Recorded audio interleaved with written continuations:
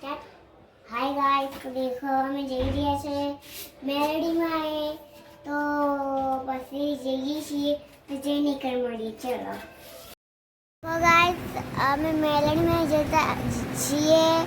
देखो आ मेलडी में जता અને देखो आ मेलडी માં છે બધું એકન ગયા ના મે એકન કોઈનો મસ્ત હતો, બધા લોકો હતા અને મમ્મી અને હું અને મારા પપ્પા।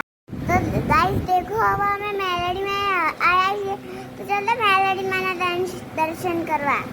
देखो एनो मेलडी में दर्शन કેટલું મોટું છે મંદિર।